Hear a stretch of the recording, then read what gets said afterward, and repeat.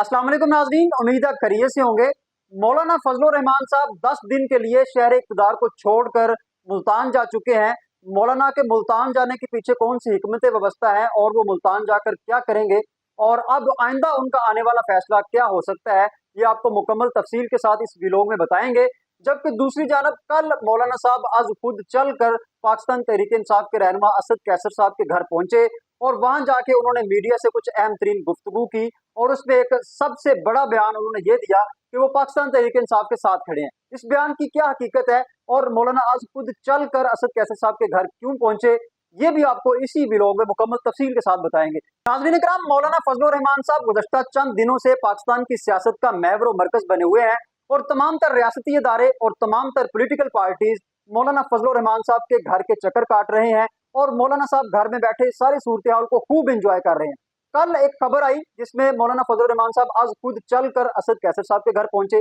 Definitely ये सूरत हाल हैरानकुन थी क्योंकि पाकिस्तान तहरीक इंसाफ के दीगर रहनुमा भी मौजूद थे और सीनियर रहनुमा भी मौजूद थे, लेकिन उन सब के बावजूद मौलाना साहब जो है वो असद कैसर साहब के घर गए। अब यहाँ इस बात को समझे कि मौलाना फजलुर रहमान साहब और पाकिस्तान तहरीक इंसाफ के दरमियान जो तनाव था उसको कम करने में असद कैसर साहब ने सबसे अहम तरीन किरदार अदा किया था। आपको याद होगा कि सबसे पहला वफद जो असद कैसर साहब की सरबराही में मौलाना फजलुर रहमान साहब के घर गया था और वहां जाकर काफी सारी सूरत हाल जो है क्लियर हुई थी। तो उस वक्त मौलाना फजलुर रहमान साहब और पाकिस्तान तहरीक इंसाफ के दरमियान जो राब्ते हैं उनका बाकायदा तौर पर आगाज हुआ था और डेफिनेटली बानी चेयरमैन तहरीक इंसाफ इमरान खान साहब के कहने पर मौलाना फजलुर रहमान साहब के साथ फिर मुलाकातों का सिलसिला जो है वो जारी रहा। शायद ये उन्हीं मुलाकातों की कड़ी है कि मौलाना फजलुर रहमान साहब अब इस क्रिटिकल सूरत हाल के अंदर खुद चलकर असद कैसर साहब के घर पहुंचे और वहां जाकर उन्होंने मीडिया नुमाइंदगान से गुफ्तगू भी की और वो गुफ्तगू उनकी बिल्कुल फैसला कुन थी और अपनी गुफ्तगू में उन्होंने मीडिया नुमाइंदगान को बताया कि वो बगैर पढ़े उस मसवदे के ऊपर कभी भी वोट नहीं देंगे और वो किसी भी सूरत हुकूमत की इस ख़यानत का हिस्सा नहीं बनेंगे और वो कभी भी हुकूमत को वोट देने के लिए तैयार नहीं होंगे। यानी कि ये वो बयान था जिसको कौम भी सुनना चाह रही थी और तमाम तर पोलिटिकल पार्टीज भी इस बयान की मुंतजर थी। बिल आखिर मौलाना ने खामोशी तोड़ी और ये क्लियर कट बता दिया कि वो किसी भी रियासती अदारे की बात मानने के लिए तैयार नहीं है और ना ही वो किसी हुकूमती जमात की बात मानने के लिए तैयार है। वो आइन के साथ खड़े हैं, कानून के साथ खड़े हैं, लिहाजा वो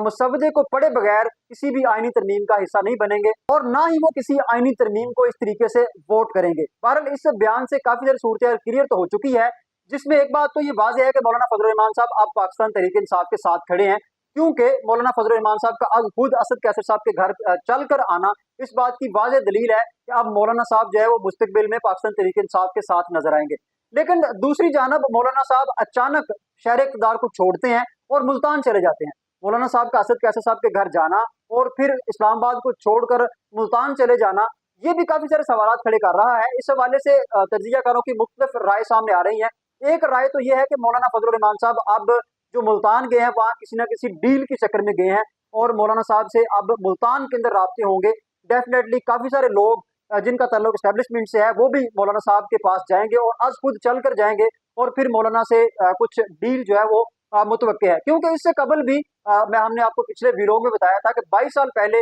जब जनरल परवेज मुशर्रफ साहब के दौर में ये सूरत हाल बनी थी तो उस वक्त भी रियासती इदारे खुद चलकर मौलाना साहब के पास गए थे और फिर मौलाना ने सारी सूरत हाल को बदल कर रख दिया था।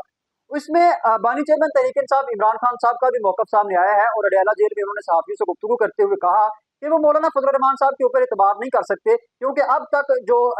इतलात आ रही हैं वो बानी चेयरमैन तहरीक इंसाफ इमरान खान साहब ने कहा कि मौलाना साहब हमें इस्तेमाल करना चाहते हैं, यानी कि पाकिस्तान तहरीक इंसाफ को वो इस्तेमाल कर कर अपने मकासद हासिल करना चाहते हैं। लिहाजा पाकिस्तान तहरीक इंसाफ कभी भी मौलाना के हाथों इस्तेमाल नहीं होगी। यानी कि पाकिस्तान तहरीक इंसाफ के बानी चेयरमैन इमरान खान साहब ने मौलाना पर अदम इतमाद का इजहार कर दिया है और बानी चेयरमैन तहरीक इंसाफ का ये कहना है कि मौलाना फजलुर रहमान साहब जो है वो बहते पानी को देखते हैं और जहां से इनको जगह मिलती है वो वहां जाके बैठ जाते हैं और फिल वक्त मौलाना फजलुर रहमान साहब ये जो सब कुछ कर रहे हैं इसमें वाज़े तौर पर कोई हकीकत नजर नहीं आती कि आया कि वो मुस्तकबिल में भी पाकिस्तान तहरीक इंसाफ के साथ खड़े रहेंगे या नहीं रहेंगे। यानी कि बानी चेयरमैन तहरीक इंसाफ अभी तक इस तशवीश में मुब्तला है कि आया कि मौलाना फजलुर रहमान साहब हमें इस्तेमाल करने जा रहे हैं या वाकई वो हमारे साथ खड़े हैं, हमारे नजरिए के साथ खड़े हैं। इमरान खान साहब डेफिनेटली तशवीश में भी मुब्तला है। उसकी सबसे बड़ी वजह तो यही है कि असद कैसर साहब के घर सबसे पहले मौलाना जाते हैं और फिर इस्लामाबाद को छोड़कर जो है वो मुल्तान चले जाते हैं। तो डेफिनेटली ये एक गैर यकीनी सूरत हाल तो है, लेकिन बहरहाल सियासी तज्जियाकार यही कह रहे हैं कि मुल्तान के अंदर कोई ना कोई डील हो जाएगी और फाइनली मौलाना साहब जो है वो हुकूमत के साथ जाके बैठ जाएंगे और ये तरमीम बिल आकर मंजूर हो जाएगी। फिलहाल यही अपडेट्स हैं। जैसे ही मौलाना साहब जो है वो अपने मौकफ को वाजे करते हैं और वोट्स का ये सिलसिला खत्म होता है और आईनी तरमीम मंजूर होती है या नहीं होती, जब ये चीजें क्लियर होगी तो फिर 21 सितंबर के जलसे के हवाले से भी मजीद अपडेट्स आएंगी। जैसे ही कोई अपडेट्स आएंगी हम आपके साथ शेयर करते रहेंगे। तब तक के लिए इजाजत दीजिए। अल्लाह हाफिज।